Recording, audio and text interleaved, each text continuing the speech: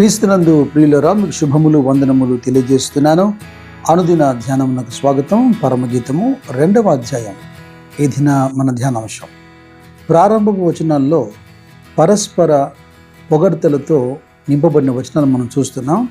అది ప్రియుడు ప్రియురాలకు సంబంధించి.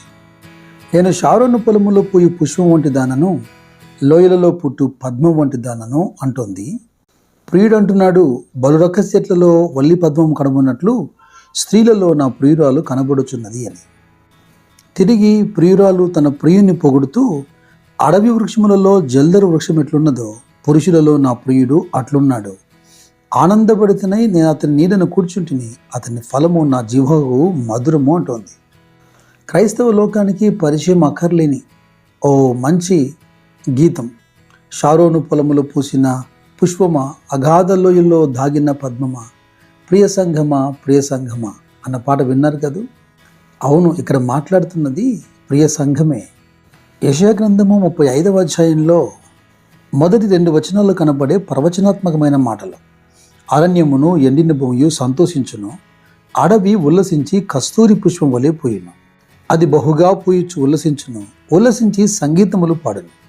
లెబానోను సౌందర్యం దానికి కలుగును, కర్మేలు షారోనులకున్న సొగసు దానికి ఉండను. అవి యెహోవా మహిమను, మన దేవుని తేజస్సును చూచును. ఈ ప్రవచనాత్మకమైన మాటలు అప్పటి సియోనుకు, ఇప్పుడు సంఘమునకు సంబంధించినవిగా మనం చూడాలి. అయితే ఇక్కడ మాట్లాడుతున్నటువంటి ఈ అధ్యాయాల్లో ప్రియురాలు మనకు ఒకటిగా కనబడిన, ఆయా సందర్భాల్లో కనబడుతున్న ప్రియుడు రాజుగాను, మరొక చోట కాపరిగాను కనపడుతున్నాడు. వారిద్దరూ వేరువేరు కాసుమా. యోహాను సువార్త 10వ అధ్యాయంలో 11వ వచనంలో నేను గొర్రెలకు మంచి కాపరిని అంటున్నాడు.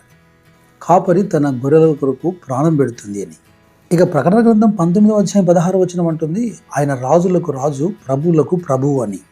ఇప్పుడు కాపరిగా ఆయన మనల్ని సంరక్షిస్తాడు. తదుపరి ఇదిగో ప్రియురాలు చెబుతున్నట్టుగా తన విందుశాలలో మనల్ని తృప్తిపరుస్తాడు.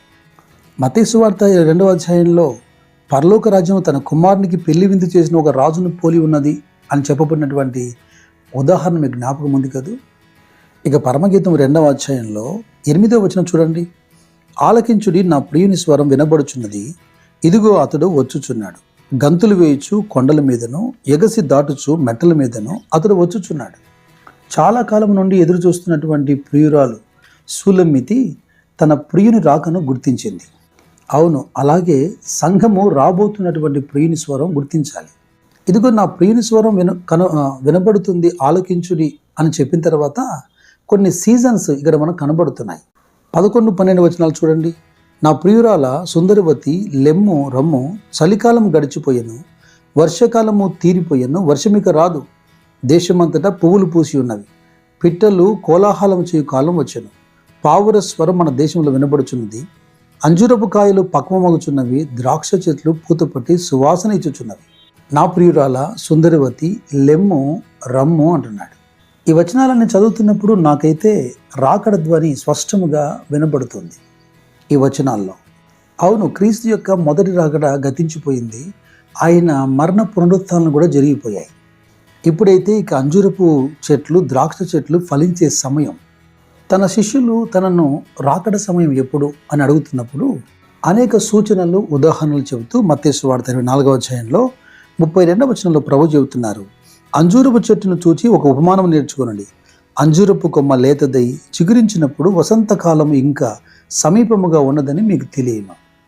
ఇక్కడ నా ప్రియురాల సుందరవతి లెమ్ము రమ్ము అన్నట్టుగానే రాబోతున్నటువంటి వరుని కొరకు సిద్ధపడుతున్నటువంటి సంఘం బూర శబ్దం వినగానే లేస్తుంది, ఎగసి ప్రభు చెంతకు వెళ్ళిపోతుంది. అయితే ఇక్కడ 15వ వచనంలో ఒక హెచ్చరిక కూడా మనకు కనబడుతుంది. మన ద్రాక్ష తోటలు పూతపట్టి ఉన్నవి, ద్రాక్ష తోటలను చెరుపు నక్కలను పట్టుకొనండి, సహాయం చేసి గుంట నక్కలను పట్టుకొనండి. కీర్తన 80వ అధ్యాయంలో ఆసాపు ఇలా రాస్తున్నాడు, సైన్యములకు అధిపతియగు దేవా, ఆకాశముల నుండి మరలా చూడము, ఈ ద్రాక్షావళిని దృష్టించుము, నీ కుడి చేయి నాటిన మొక్కను కాయుము, నీ కొరకు నీవు ఏర్పరచుకున్న కొమ్మను కాయుము. ఎందుకు ఇలాగా అర్థిస్తున్నాడు, ప్రార్థిస్తున్నాడు? ఇదిగో త్రోవ నడుచు వారందరూ దాన్ని తెంచివేయినట్లు దాని చుట్టూనున్న కంచెలను నీవేళ పాడు చేసేవి, అడవి పంది దాన్ని పెకిలించుచున్నది, పొలములోని పశువులు దాన్ని తినివేయుచున్నవి. ఇదిగో లూకా సువార్త 13:32 ప్రకారం హేరోదులాగా ఈ రోజున అధికారులు, మనుషులు అనేకులు క్రీస్తునకు, క్రీస్తు సంఘమునకు వ్యతిరేకంగా యెహెజ్కేలు గ్రంథము 13:4 ప్రకారం సొంత ప్రజల మధ్యలోనే అబద్ధపు ప్రవక్తలు మరికొందరు పూత పట్టినటువంటి ద్రాక్ష తోటలను పాడు చేసే నక్కల్లాగా ఉన్నారు. ఇక ఈ పాట ముగింపుగా మరొక మనం చూడాలి. అది 16వ వచనం, పరమగీతము 2:16 వచనం. నా ప్రియుడు నావాడు, నేను అతని దానను, పద్మములున్న చోట అతడు మందును మేపుచున్నాడు. ఇక్కడ మ్యూచువల్ ఫెయిత్ఫుల్నెస్, అలాగే టోటల్ సబ్మిషన్ లేదా సరెండరెన్స్ మనకు కనపడుతుంది. ప్రేమ, నమ్మకత్వము, వారి మధ్యలో ఉన్న ఒడంబడిక. అపోస్తుల కార్యములు 20వ అధ్యాయంలో 28వ వచనం మనం చూస్తే, దేవుడు తన స్వరక్తమిచ్చి సంపాదించిన తన సంఘమును కాయుటకు అన్నమాట మనకు కనపడుతుంది. మరి అపోస్తలుడైన పౌలు కొరింథీ సంఘంతో మాట్లాడుతున్నప్పుడు మొదటి పత్రికలో 6వ అధ్యాయంలో 20వ వచనంలో అంటున్నాడు, విలువబెట్టి కొనబడిన వారు గనుక మీ దేహంతో దేవుణ్ణి మహిమపరచుడి, అయితే మీరు మీ సొత్తు కాదు అని. రోమపత్రిక 7వ అధ్యాయంలో భార్యాభర్తల యొక్క బంధం గురించి పౌలు మాట్లాడుతూ, కాబట్టి భర్త బ్రతికి ఉండగా ఆమె వేరొక పురుషుని చేరినలా వ్యభిచారి అనబడుతుంది. భర్త చనిపోయినలా ధర్మశాస్త్రం నుంచి విడుదల పొందిన గనక వేరొక పురుషుని వివాహం చేసుకోవచ్చు అంటున్నాడు.